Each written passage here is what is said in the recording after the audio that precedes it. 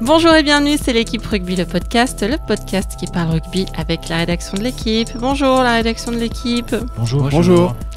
Cette semaine, après ce week-end de demi-finale qui a vu les qualifications de Montpellier et de Castres, et donc, si je ne m'abuse, les éliminations du Loup et du Racing, j'ai révisé. On va se demander si, comme l'a dit Venceslas-Loré, le Racing a raté sa saison. Puis on passera du côté des winners pour faire un gros plan sur Christophe Furios, le manager du CO, de Castres donc. Pour terminer, on se projettera sur la finale de samedi au Stade de France et on se demandera si, au vu de sa prestation rouleau compressoresque de vendredi, Montpellier ne serait pas déjà champion. On parle de tous ces sujets excellents avec les journalistes de la rubrique rugby de l'équipe. Laurent Compistron, bonjour Lolo. Bonjour. Frédéric Bernès, bonjour Fred. Bonjour. Et Alexandre Bardot, bonjour Alex. Bonjour. Vous savez tout, alors c'est parti, flexion liée jeu. Il y a 15 jours, on se demandait ici même si le Racing pourrait se relever de sa défaite en finale de Coupe d'Europe. Bon, la réponse est donc non. Après avoir rompu contre le Leinster, les Franciliens ont rompu contre Castres ce week-end, 14-19, à l'issue d'un match qu'ils auraient probablement dû gagner, un peu comme à Bilbao d'ailleurs. Après le match, président et coach étaient un peu remontés. Peut-être qu'on a pris le melon à lâcher Jackie Lorenzetti, qui n'a en revanche pas lâché son staff. Un peu comme Mourad Boudjelal la semaine dernière. Du coup, si j'étais Patrice Colazo, je me tiendrais prêt, on ne sait jamais. Bref, melonné ou pas, le Racing, prétendant au titre et en Champions Cup et en Top 14, a tout perdu. Chez les joueurs, Henri Chavancy pense, je cite, qu'il ne faut pas regarder uniquement les résultats, qu'en rugby, il est important de se créer des souvenirs. Mais Venceslas-Loré, lui, pense que c'était une saison ratée.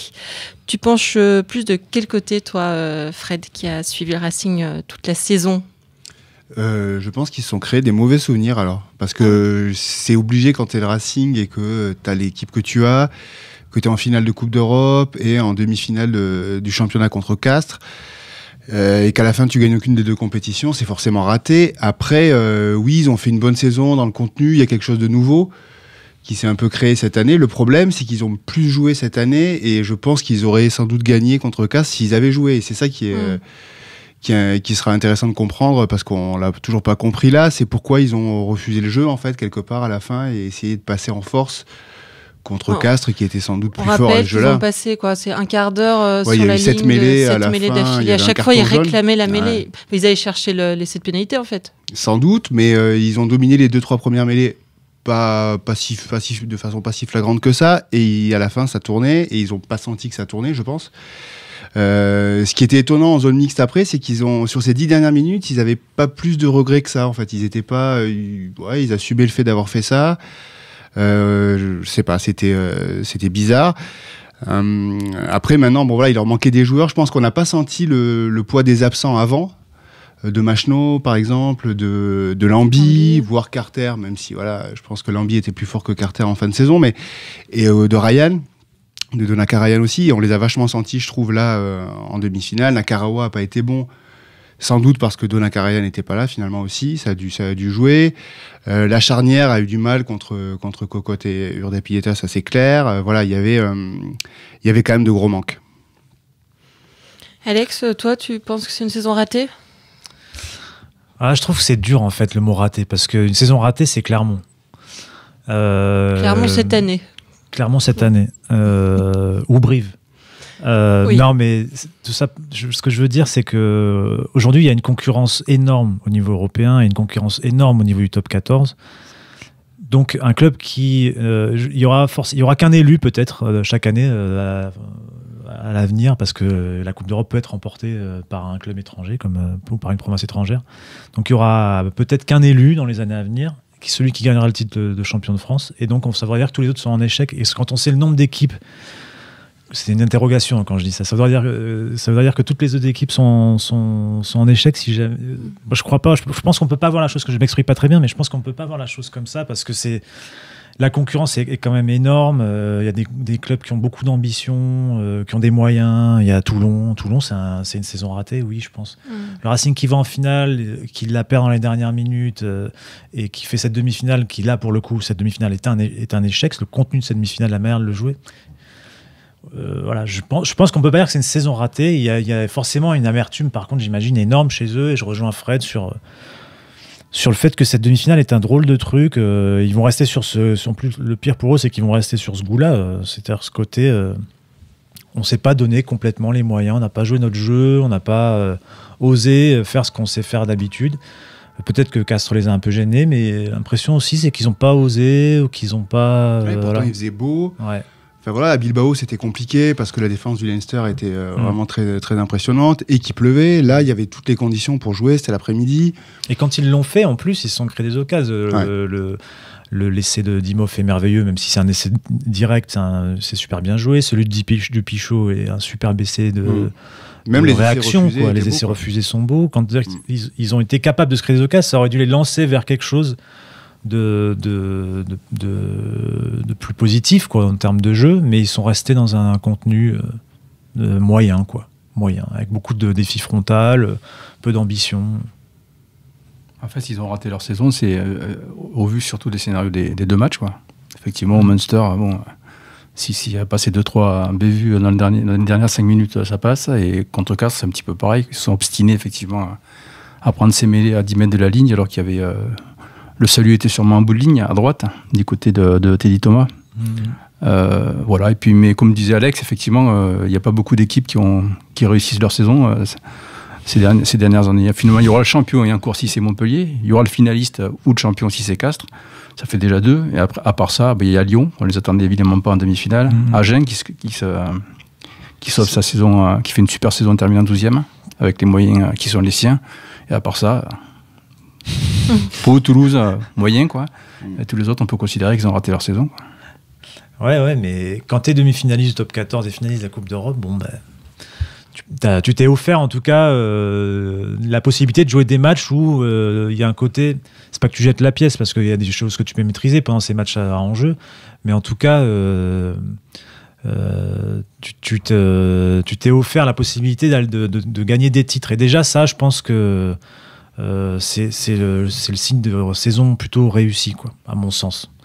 Après, ça dépend de tellement de choses, de maîtriser ces matchs-là, de les remporter. Quand on voit le Castres Racing, la finale de Coupe d'Europe, quand on voit même les barrages qui se sont joués à pas grand-chose, je crois qu'il est dur de tirer un trait comme Venceslas-Loré sur cette saison en disant c'est nul, quoi, parce que c'est pas, à mon sens, ça l'est pas, quoi. Après, il y a une équipe qui a réussi à faire à la fois champion d'Europe et gagner sur sa compétition, c'est le Leinster, quoi. Ouais. Et ça, quelqu'un l'avait prévu. Qui ça ? Est-ce que ce serait quelqu'un qui a ce micro ? Je ne sais pas. Qui est beaucoup trop modeste pour dire... Je ne dirais pas. Moi, je le dis depuis le début de la saison. Alors après, le Racing va changer de cycle aussi, là, maintenant. C'est aussi pour ça que je pense qu'il parle d'une saison ratée. C'est parce qu'il y a quelque chose qui se termine, là. Parce que ça a quand même été, mine de rien, c'est les 3 saisons de Carter. Ouais, voilà, on allait. Et ça reste, même si on peut pas résumer une équipe à un joueur, il a quand même, c'était les 3 saisons de Dan Carter, quoi. Et à la fin, Inyanga aussi s'en va, et Zarzeski, il est plutôt sur le départ, sur la fin, on voit bien qu'il a très peu joué cette saison, beaucoup blessé. Ils vont partir sur autre chose, avec des joueurs nouveaux qui arrivent, et je pense que du coup, le fait que l'an dernier, ils ont rien gagné déjà, avec une saison beaucoup plus difficile. Cette année, c'est beaucoup mieux, ils se sont bien redressés, mais ils gagnent toujours pas. C'est aussi ça, je pense, c'est l'accumulation des 2 saisons qui fait qu'ils ont l'impression que c'est raté. On reste justement sur cette fin de cycle en disant un mot sur Carter. On rappelle, il quitte le Racing pour aller relever un défi sportif au Japon. Dans une interview au magazine L'Équipe avant la finale, Yannick Nyanga était dithyrambique sur ce qu'il a apporté. Nyanga disait qu'il avait apporté énormément au Racing. Il va laisser un grand vide déjà. Si on écoute les joueurs du Racing, les coachs, le président et tout ça, oui, effectivement, et on peut les croire. Du coup, ils disent que Carter a apporté énormément. Et peut-être même plus hors du terrain que sur le terrain, finalement, quoi. Autant la première saison, il a été décisif sur la conquête du Brennus. Les 2 dernières années ont été vachement plus difficiles. Mais malgré tout ça, il a apporté beaucoup. Alors, il a apporté la culture néo-zélandaise, une exigence dans le travail. Il était très impliqué dans le plan de jeu. Il a donné beaucoup de conseils à des joueurs. Voilà, il a créé une sorte d'excellence au Racing. Il a apporté quelque chose. Il a aidé sans doute le club à grandir. sans doute sur le marché des transferts, des choses comme ça. Je veux dire, sans doute que des joueurs ont envie de rejoindre l'équipe dans laquelle a joué ou joue Dan Carter, ça doit compter. Donc voilà, pour eux, ils en tirent vraiment que du positif. Moi, je suis un petit peu plus mesuré, surtout sur la dernière saison, en fait. Je comprends qu'il ait eu besoin, après la première saison, où quand même il a enchaîné Coupe du Monde, il arrive et il enchaîne la saison la plus longue, en fait, parce qu'il va à la finale du championnat de France, elle est fin juin, cette année-là. Je comprends que la saison d'après soit difficile, mais cette saison, je pense qu'il y avait quand même moyen... de faire un petit peu plus. Bon, après, il y a des blessures, ça c'est encore autre chose, mais je suis un peu déçu de sa dernière saison, moi, surtout. Ce qui est marrant dans le parcours de Carter, c'est que si on prend je sais pas à quelle date il faudrait remonter, peut-être à 2013, en fait, les 5-6 dernières années de sa carrière sont des années truffées de blessures, de périodes d'absence, de rééducation, rechute, etc. Et il y a une parenthèse enchantée, en fait, qui part de septembre 2015 et qui va jusqu'à juin 2016. Et dans cette période-là, il est sur pied, avec des infiltrations, que ce soit pour la Coupe du Monde ou pour la finale du Top 14, mais il est sur pied et il est champion du monde et champion de France en jouant un rôle important quand même dans la saison du Racing, lors de la finale, il est bon, quoi. Et puis après, ça a été beaucoup plus en pointillé, quoi. Et finalement, ça correspond au Carter qui était en Nouvelle-Zélande entre 2013, 2012-2013 et 2015. C'est-à-dire un joueur qui jouait entre deux blessures, tout le temps entre deux blessures. Et je me rappelle que quand Carter a signé en France, au Racing, il y avait eu un regard un peu critique, on va dire, sur sa signature, parce qu'à ce moment-là, il n'était pas encore double champion du monde et il jouait quasiment pas, et tout le monde se disait, mais quel est l'intérêt de recruter ce joueur, un peu comme ça avait été la question autour de Wilkinson quand il arrive à Toulon, un joueur qui sortait de beaucoup de répétitions de blessures. Juan Smith aussi. Et la première, oui, Juan Smith. Ouais. La première année a plutôt donné raison au Racing, à Jackie Lorenzetti, qui l'a rappelé d'ailleurs, qui disait, ouais, je me rappelle qu'on me disait, Carter, pourquoi vous allez le chercher, il met plus un pied devant l'autre. Et puis en fait, son âge l'a rattrapé, son corps l'a rattrapé, et c'est un peu dommage parce qu'on n'en a pas pleinement profité. On a quand même vu des super choses, on a vu un joueur qui avait vraiment un style à part, et on l'a vu de plus près qu'on ne le voyait avant. Moi, je garde plutôt l'idée que son passage est une réussite pour un point, c'est que le Racing n'avait plus été champion de France depuis 1990, et durant les 3 saisons où il a été là, le Racing a gagné un titre. Et ça, on vient de dire que c'est très compliqué de gagner un titre, il en a gagné un, c'était lui le titulaire pour ce match-là, pour la finale de la Barcelone. C'est surtout qu'il a participé vraiment au titre, parce que là, cette année, ils sont en finale de Coupe d'Europe. Mais il a très très peu d'importance dans cette campagne européenne. Il est quasiment jamais titulaire. Alors, 0 point sur la campagne, je crois, européenne. Ouais, je crois que c'est ça. Ouais, je crois que c'est ça. T'as mesuré, toi, Fred, en étant en contact des joueurs toute la saison, l'impact qu'il avait sur le groupe ? Oui, on voit qu'il est... alors, aux entraînements, le peu d'entraînements auxquels on peut assister, ça arrive assez souvent qu'il ne soit pas là parce qu'il a une préparation un peu spéciale, il se prépare tout seul, il fait beaucoup de renforcement, de gainage à l'intérieur. On ne le voit pas forcément à l'extérieur, mais dès qu'on parle avec un joueur, il y a toujours ce côté conseil, extrême précision dans les exercices, toujours aller voir pour parler de détails des joueurs, venir faire les séances vidéo le premier, à 8h du matin, il est déjà devant son ordinateur. Voilà, on a toujours entendu ça pendant les 2 années où j'ai suivi le club, c'était ça. Donc voilà, je pense qu'il y a eu un petit souci quand même l'an dernier, parce que l'an dernier, il a été, il s'est beaucoup moins impliqué. Il y a eu cette histoire de contrôle en état d'ébriété. Il n'était plus vraiment là, mais il s'est vraiment repris cette année. Il était impliqué. C'est pour ça que je suis déçu de sa saison, parce qu'il était redevenu, je pense, dans le travail, dans l'effort et tout ça. Et malgré tout ça, ça n'a pas marché. Donc c'est ça qui me laisse un petit goût amer, quoi. À l'arrivée, tu penses qu'il a quand même plus apporté au club que Johan Goosen ? Alors, ouais, mais quelle reconversion, Johan Goosen. Les chevaux, les selles de chevaux, tout ça. Ouais. Non, mais si on compare avec Sexton, par exemple, moi je trouve que le passage de Carter, même si peut-être que Carter aura joué moins de matchs qu'un Sexton, il faudrait calculer, mais au moins Carter a gagné. Je suis d'accord, mais par exemple, c'est mieux que Sexton, mais pour moi c'est moins bien que Wilkinson à Toulon. Ah oui. Forcément. Oui. Tu vois, c'est ça. Oui. Alors après, peut-être que Wilkinson, qui s'est beaucoup blessé avant d'arriver à Toulon, a bénéficié à Toulon du fait qu'il n'était pas cramé peut-être autant qu'a pu l'être Carter, qui a énormément joué, sans doute. On te rend à ton travail, Fred. Sous vos applaudissements. On te laisse nous Merci. quitter et encore bravo pour cette performance. Je souligne qu'il s'est applaudi lui-même quand même. Alors on laisse partir Fred et on passe au deuxième sujet. S'il va jouer sa troisième finale en 6 saisons, le Castres Olympique le donne notamment à son coach Christophe Furios. Alors Christophe Furios est avant tout un poète qui a expliqué après la victoire contre le Racing que son équipe a avant tout, désolé maman, une grosse paire de couilles. Voilà. Mais Christophe Furios est aussi un gros caractère. Puisqu'il expliquait à 3 jours de la demi-finale, je vais y arriver, que qualif ou pas qualif, il avait besoin de garanties sur l'évolution du club, que s'il les avait pas, il partirait. Un club avec lequel l'ancien talonneur, oui, c'est un ancien talonneur, on remarque un petit peu à son gabarit, qu'il n'a pas joué demi-mêlée. Un club avec lequel l'ancien talonneur donc, a été champion de France comme joueur, et qu'il a rejoint en 2015 comme manager, après avoir déjà fait forte impression au Oyonnax, on peut dire, puisqu'il avait fait remonter le club en top 14, puis il l'avait qualifié pour les barrages. À 52 ans, il fait partie des coachs qui forcent le respect, on peut dire, Christophe Furios, Laurent. Ah oui, carrément, là, ça commence à se voir, quoi, qu'il est pas mauvais, quoi. Effectivement, donc à Oyonnax, comme tu l'as dit, effectivement, barrage, Coupe d'Europe aussi, puisqu'ils avaient terminé 6e cette année-là.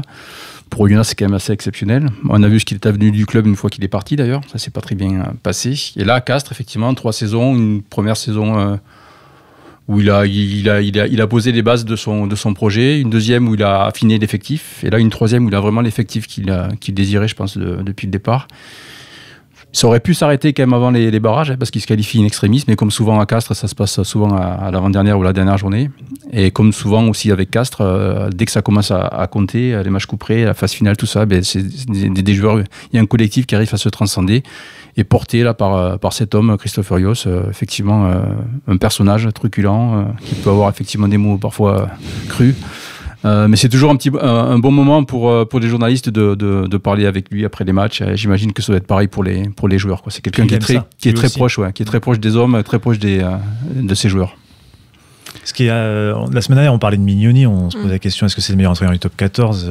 Et déjà, on avait cité Furios, et on peut se poser la même question, on va pas le faire, n'est-ce pas ? Non. Mais en tout cas, il y a un point commun qu'on avait déjà évoqué la semaine dernière, c'est que Mignoni et Urios, mais là en l'occurrence Urios, ils ont eu cette capacité à tirer de la quintessence de leur effectif. On l'a vu avec Oyonnax, on le voit avec Castres, parce que clairement Castres a un effectif par rapport à celui de Montpellier par exemple, ou par rapport à celui du Racing, de bien moindre qualité, que ce soit en talent, mais même en nombre de joueurs, en quantité. Et pourtant, ils sont en finale. Pourtant, c'est une équipe casse-couille, chiante à jouer, pénible. Voilà. Et donc, ça, c'est la patte Furios. Il a, je pense, un peu aussi bénéficié d'une continuité, parce que l'habit et travers, le Castres de l'habit et travers ressemblait déjà à ça. Mais c'est quand même... C'est quand même assez admirable de trouver ce club-là avec le 11e budget, je crois, on écrit ce matin, 11e budget du top 14, qui a quand même des moyens, parce qu'il y a les laboratoires Pierre Fabre derrière. Mais de retrouver ce club en finale, c'est une ville de 40 000 habitants, c'est un effectif avec peu d'internationaux. Je crois qu'à l'international actuel, il y a Gelon chez Babillot. Peut-être quelques internationaux étrangers. Un seul sera à la tournée, c'est Babillot. 3-3 avec les Barbarians, ce qui ne fait pas beaucoup, effectivement, si on compare à Clermont, Racing, Toulouse, Toulon. Ouais. Et Urios est le coach, non, des Barbarians ? Les Barbarians, avec Garbajosa, ouais. Donc il ne va pas pouvoir beaucoup fêter le... si, je crois que les Barbarians, ils partent un peu plus tard que... Dimanche soir, ils partent. Ah ouais ? Ouais, bon. Le lendemain de la finale, quoi. Il va être bien.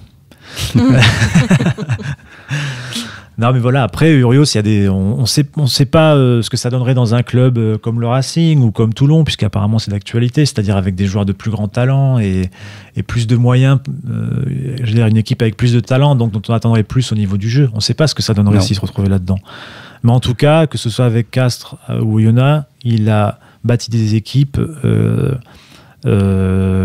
capables d'emmerder, capables de remporter des matchs à l'arraché comme ça, et là-dessus il est extrêmement fort. Mais il est réputé pour faire déjouer, non? C'est ça, là je lisais dans l'équipe, il dit quand je prépare un match, j'essaie d'abord de voir comment je peux faire déjouer les mecs en face, et ensuite je réfléchis à comment placer mon propre jeu. Lui, c'est Lolo qui a fait ce papier. Il y a les deux en fait. Ouais. Effectivement, il commence par faire déjouer l'adversaire. On l'a vu très bien contre Toulouse et même contre le Racing, parce qu'il a des joueurs pour ça, quoi. Des chiens dans les rucks. Enfin, c'est autour des rucks aussi. Il y a une très très bonne conquête. En règle générale, en touche et en mêlée, c'est rare. Il passe rarement à travers. Et une fois qu'ils ont vraiment bien enquiquiné l'adversaire sur des ballons de récupération, ils sont capables de très bien jouer au rugby. On l'a vu sur les essais qu'ils marquent contre Toulouse, notamment les essais de bail sur une ballon de récupération en touche où ça va très très vite derrière et ça arrive en bout de ligne pour un bel essai. Donc voilà, c'est pas que ça, quoi. C'est pas que faire déjouer l'adversaire. Il y a quand même autre chose derrière. Il y a un jeu qui peut être plaisant. Et mais c'est pas leur priorité. Voilà, c'est pas leur priorité. Ils jouent les coups qui se présentent, mais on sent qu'ils veulent pas forcer le destin en jouant. Là, ce week-end, Laurent m'arrêtera si je me trompe, mais il avait choisi de se passer de Caballero parce que sa priorité, pour densifier, sa priorité c'était pas la touche. Caballero joue le barrage. Il est intéressant pour le barrage, je le fais jouer. Il m'intéresse pas pour jouer contre le Racing parce qu'il les gênera pas assez dans le jeu, dans les impacts. Je change d'option et je mets jeu long. Voilà, c'est Urios, quoi. Et ce qui est intéressant, c'est qu'en fait, l'impression qu'il donne à travers notamment ce qu'il dit ce matin dans le journal, où il dit moi je lis des chroniqueurs là qui expliquent le rugby, en fait moi tout ça j'en ai rien à foutre. Ce qui l'intéresse, c'est l'adhésion des gens et c'est l'état d'esprit des gens, et en ça il ressemble un peu à ces nouveaux managers qu'on a vu émerger. Il y a Onesta qui était un peu le chef de file de ces managers-là, c'est-à-dire des mecs qui finalement ne sont... Onesta, c'était en handball. En handball, ouais. Des mecs qui sont plus dans l'aspect technique ou tactique ou stratégique, qui l'effleurent, quoi, mais qui laissent plutôt ça à leurs adjoints. Techniciens. Ouais. Et par contre, ce qui les intéresse, c'est l'humain, l'adhésion des hommes, tirer le maximum de leur engagement, de leur volonté, et que les mecs rentrent sur le terrain prêts à se viander totalement. Ouais, et ça, c'est un travail de tous les jours et qui commence très très tôt, parce que dès le premier jour du stage de l'été, ça commence par ça, quoi. Ils font des stages de cohésion où il leur fait faire n'importe quoi, il veut les mettre à l'épreuve très vite. Alors s'il y a des challenges, ça peut, quand il était à Lyon-Nord par exemple, il leur a fait traverser tout le département de l'Ain, avec à chaque fois chaque jour, c'était sur 3 jours je crois, comme le Tour de France si tu veux. Des étapes et à chaque fois il y avait, par exemple, s'ils traversaient une ferme, il leur faisait déplacer des tomes de fromage par équipe, donc il y avait 3 équipes et donc ainsi de suite. Je sais plus quelles étaient les autres épreuves, mais il fait exactement la même chose à Castres. Là cette saison je crois qu'il leur avait demandé de préparer une pièce de théâtre quand même. Et la représentation devait avoir lieu dans un théâtre de la ville de Castres, devant un vrai public donc. Donc ça forcément les joueurs sont un petit peu challengés comme ça, et franchement ils se débrouillent plutôt bien. Donc tout ça crée une cohésion qui ensuite se perpétue toute la saison, quoi. Il jouait quel rôle, Cocotte? Je suis curieuse quand même. Cocotte, je sais pas, j'étais pas là. L'emmerdeur. J'étais la pièce s'appelait L'emmerdeur. C'était un remake. Ouais. Ok, on passe au dernier thème, Montpellier. Montpellier qui a dévoré le loup vendredi, c'est notre dernier jeu de mots possible, donc on va le faire. Dans la première demi-finale, la semaine dernière, on se demandait si au repos depuis 3 semaines, les hommes de Verne-Cotter ne manqueraient pas de rythme. Non, apparemment ça a été 40-14, ça laisse peu de doute. Jamais une équipe avait inscrit autant de points en demi-finale. Puis on n'a pas vraiment eu l'impression que le MHR forçait spécialement son talent. Pinard, Cruden, Mogg. Alors ça sonne pas tellement gif, mais ça en impose. Ça en impose tellement qu'on est tenté de se demander si Castres risque pas de se retrouver cuisiné façon braille, si cette finale ne serait pas jouée d'avance. Vous en pensez quoi, messieurs? Alex, c'est fait, Montpellier est champion. Le reste c'est du bidon. Moi, c'est le favori, c'est sûr. Après, je pense que le Loup a pas été assez costaud. Il les a pas assez poussés dans leur retranchement, il les a pas assez poussés tout simplement pour qu'on puisse juger de de la qualité du MHR en ce moment. J'ai trouvé le Loup dès le départ imprécis dans ses montées défensives, pas dans le rythme, pas avec un manque d'envie d'entreprendre aussi, ce que leur a assez vite reproché dans le match Mignoni. Ils étaient cramés un peu quand même, non? Ils semblaient un peu cramés physiquement. Il leur manquait aussi des joueurs importants, qui leur avaient déjà manqué à Toulon, mais ils n'ont pas réussi à renouveler le miracle. Donc je me dis qu'une équipe comme Castres, qui les embêterait davantage sur la ligne d'avantage, ça rime, mais voilà, qui serait plus dur aux impacts, qui serait plus virulente dans les rucks, qui est même plus précise tactiquement, peut-être que elle mettrait cette équipe de Montpellier un peu sous pression, et là on verrait comment elle réagirait collectivement. C'est sûr que on l'a vu cette saison, hein, dès qu'ils pouvaient dérouler, ça devenait une machine. Et ils ont battu le record d'essai sur une saison régulière de top 14, qui était un record détenu par Clermont. C'est pas pour rien, ça veut dire qu'ils ont un pouvoir offensif. Mais quand ils étaient un peu plus bousculés, c'était pas la même équipe. Et peut-être qu'en étant plus bousculés, plus dérangés, avec un Pinard moins souverain, qui a moins de temps pour se décider, c'est peut-être pas la même chose. Il y a deux choses. Là. Bon, Lyon, effectivement, était cuit physiquement. Et puis surtout, je pense qu'ils avaient déjà atteint leur objectif et même outrepassé l'objectif, ce qui fait que peut-être cette demi-finale, ils l'ont abordé en disant voilà, on a déjà fait le taf. Quoi. Peut-être qu'il manquait ce supplément d'âme qui aurait pu leur permettre de faire mieux, quoi, en tout cas. Castres, je pense qu'il aura ce supplément d'âme. Même s'ils sont fatigués, forcément, ils sortent de 2 gros matchs contre Toulouse et le Racing. Et même le match d'avant contre Lyon, où ils devaient se qualifier, ils l'avaient joué quand même à 100% avec une équipe type. Mais voilà, là c'est pareil, Urios encore une fois aura forcément son rôle à jouer, ainsi que les leaders. Il y a quelques leaders qui ont quand même joué les 2 finales de 2013-2014, qui ont cette expérience-là. Ils ne sont pas très nombreux, mais c'est quand même des joueurs majeurs comme Cocotte justement, comme Rodrigo Capo Ortega, Caballero, je ne sais pas s'il sera dans les 23, mais en tout cas il fait partie de ces joueurs-là. Il y a Christophe Sanson aussi. Voilà, donc ils ne seront pas affectés par le contexte de la finale, toute la pression qu'il y a autour. Je pense que, à mon avis, ils feront beaucoup mieux que Lyon, et ils peuvent même enquiquiner effectivement largement Montpellier sur la façon de les faire déjouer, etc. Franchement, il y a des joueurs quand même, des Capot, Jelonche, Babillot, tout ça c'est rude sur la ligne d'avantage, et ça peut empêcher Montpellier de mettre d'enclencher cette machine, cette marche avant là qu'on a vue contre Lyon dès la première minute, en fait, dès la première action de Montpellier à Lyon vendredi soir. On a compris que le rouleau était enclenché, que Lyon n'avait pas les moyens de l'arrêter, quoi. Et là, peut-être qu'il y a ces joueurs-là, avec le contexte de la finale en plus, ces joueurs comme Abillot, Jelonche, qui peuvent empêcher Villemc, empêcher les autres là, de mettre cet impact qui fait qu'après le jeu de Montpellier devient irrésistible. Montpellier ce week-end, c'est à 74 passes sur l'ensemble du match. C'est le plus bas des demi-finales, mais c'est aussi un très faible. Je pense que par rapport si on prend la moyenne de la saison pour toutes les équipes, c'est en dessous de toutes les équipes. Mais c'est 74 passes, c'est 25 défenseurs battus sur 74 passes. C'est dire la domination sur les impacts, et c'est 4 essais. Donc c'est quand même.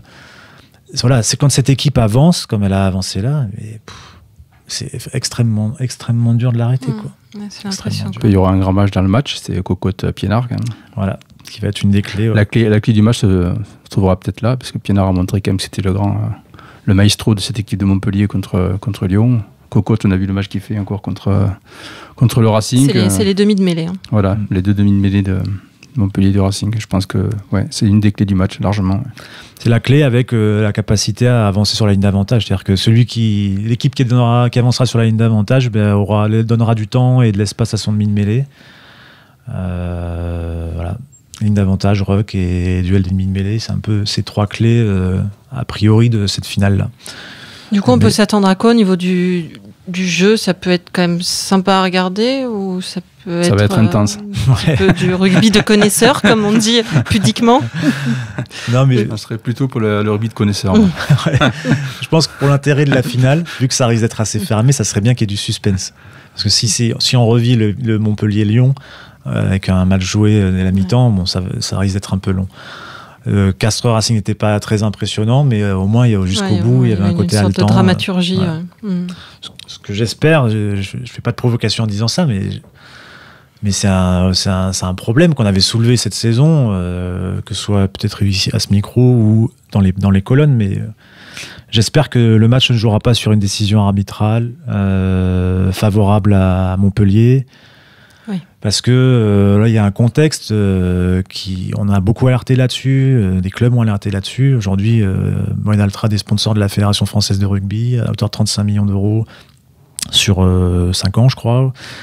Donc j'espère que pour l'image de ce sport, il n'y aura pas un souci.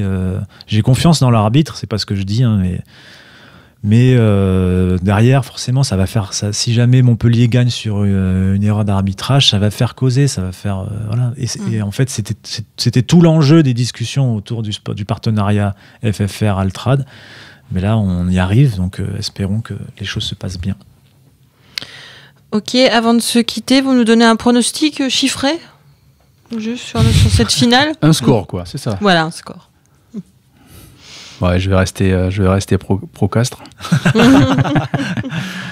Alors le score forcément serré, 14-13. Et toi, Alex? Ouais, je dirais 25-17 pour Montpellier. Très bien, je note ça. On en reparle la semaine prochaine.